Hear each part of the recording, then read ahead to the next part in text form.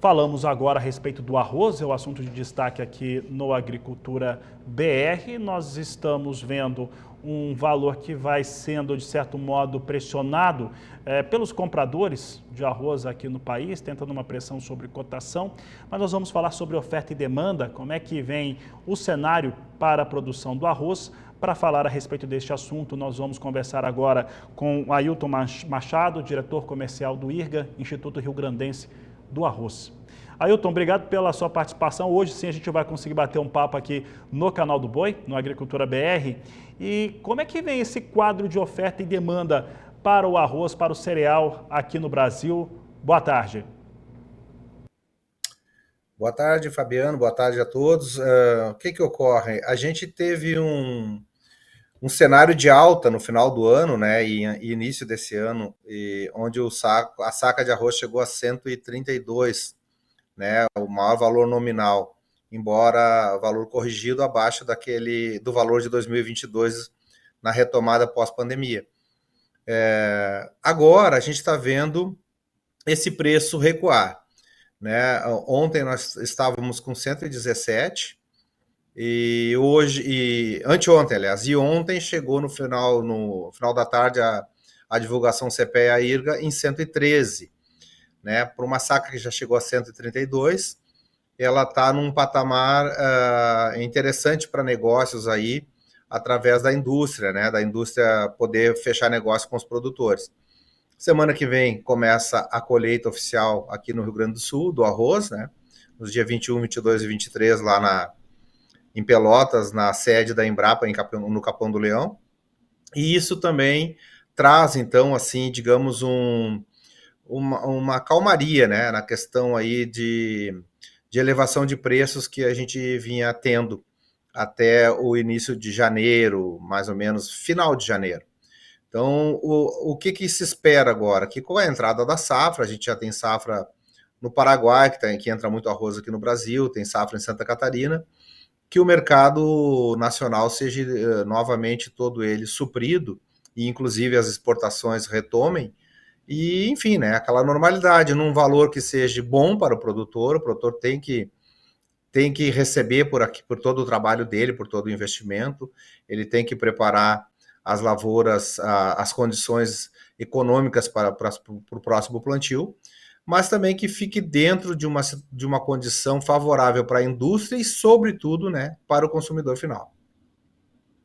Então, quando nós olhamos os números da Conab em relação à produção de arroz, eles mostram um cenário bastante ajustado em relação ao que é demandado no Brasil, o que é produzido, o estoque de passagem. Então, oferta e demanda tem um ajuste muito perfeito se os números da Conab estiverem corretos, né? Eu estou falando sempre isso aqui porque os produtores de soja acabam fazendo uma pressão aqui em relação a esses números que são apresentados mensalmente. De qualquer maneira, o que seria esses números hoje que trazem expectativa de negócios, de comercialização para esse produtor de arroz, eles são adequados sobre as margens de rentabilidade para esse produtor? Eu lembro que no Rio Grande do Sul, algumas áreas que puderam ser alternadas para a soja há alguns anos, o produtor acabou tomando essa decisão, né? Como é que está essa rentabilidade projetada para o risicultor gaúcho? Perfeito. Essa tua pergunta me dá a condição de entrar um pouquinho mais a fundo numa questão que a gente chama hoje e não só de produção de arroz, mas de sistema, né? Um sistema onde envolve também a soja e até mesmo o milho que está, embora ainda um pouco incipiente, entrando forte nas terras baixas.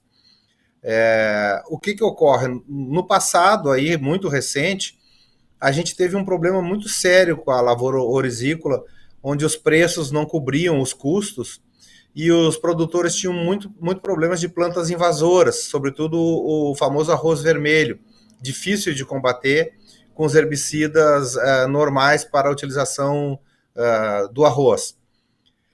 Com a entrada da soja em terras baixas, o produtor passou a ter duas fontes de renda, pelo menos duas, né? O milho também está chegando aí aos pouquinhos, e esse sistema favorece muito a produtividade do arroz. A área que tem o ping-pong de arroz com soja, ela chega a produzir até 20% mais do que ela produzia quando era só arroz.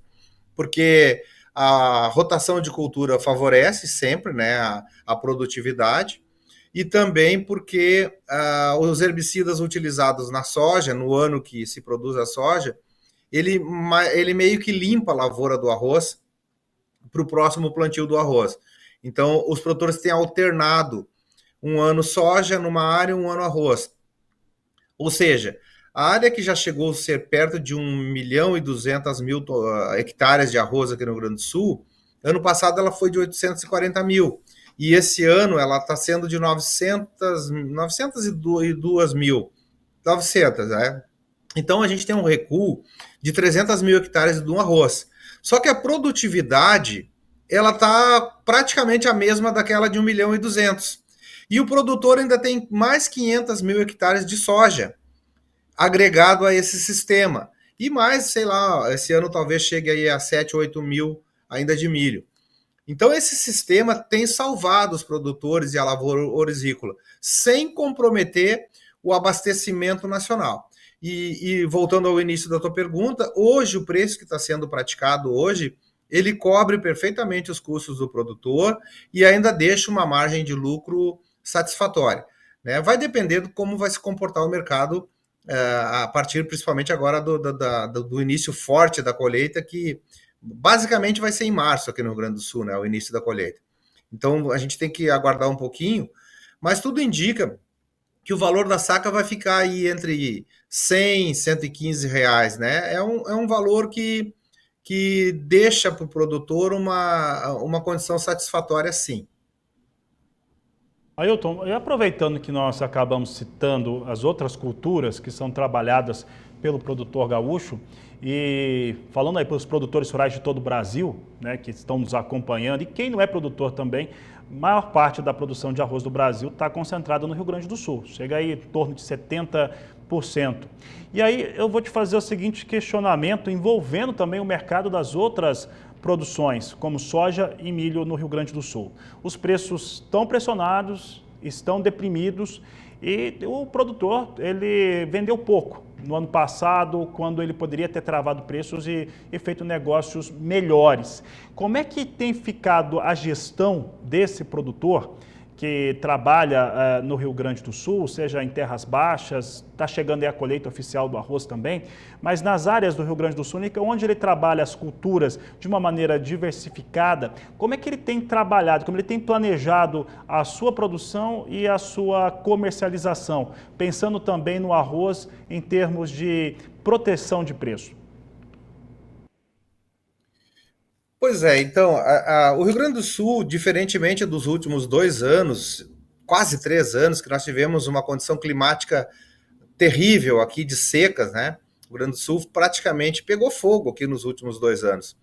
Então, nós tivemos baixas na soja, no milho, perto de 50% nas últimas 2 safras, principalmente. Esse ano, a condição mudou. Então, agora a gente está com chuva aqui nesse exato momento no Rio Grande do Sul. A soja estava um pouquinho castigada e o milho, mas tudo indica que essa chuva aí vai recuperar, até porque tem previsão de um pouco mais de chuva nos próximos dias. O arroz, esse ano, não teve problema de falta, de escassez de água. O Rio Grande do Sul caminha para uma safra excelente, parece que um pouquinho até a contramão do país, que vai ter uma redução. Na questão dos preços, aí é aquele negócio, o mercado que dita, né? Os produtores de arroz no Rio Grande do Sul, eles deixaram de ter aquele amadorismo do passado, de, por exemplo, não pensar em exportação, não pensar em travamento de preços, não pensar em rotação de cultura. Isso ficou para trás, tá? De alguns anos para cá, principalmente dos últimos 5 ou 6, esses produtores têm agregado essas outras culturas nas terras baixas e estão trabalhando muito com exportação, principalmente do arroz casca, né? Para mercados aí da América Latina e América Central, principalmente. Então, acho que essa questão meio do amadorismo passou. E com relação aos outros grãos, aí, novamente, não é a área do IRGA, né? O IRGA trabalha com a pesquisa, melhoramento, desenvolvimento de genética de arroz. e também agora em função da soja em terras baixas, a gente está ajudando nesse melhoramento, e no milho também, com pesquisas, com manejos, né, desenvolvimento de manejos. Mas acreditamos nós que, enfim, né, o milho ano passado foi uma grande decepção. O milho vinha como o cereal número 1 do mundo e talvez ainda seja o mais produzido, mas o preço realmente foi frustrante, né? A soja também foi frustrante, teve altos e baixos, né? Mas ficou ainda num preço aquém. E o arroz, dentre essas culturas, foi o que melhor se saiu. Mas há quantos anos os produtores de arroz vinham sofrendo, né? Vinham quebrando, vinham sem nenhum tipo de perspectiva. Então, eu acho que o produtor de arroz aprendeu a trabalhar com a área adequada, com o mercado adequado que ele tem, e principalmente agora com essa rotação de culturas, para ele não ficar na mão de um produto apenas e melhorar a sua produtividade com essa rotação.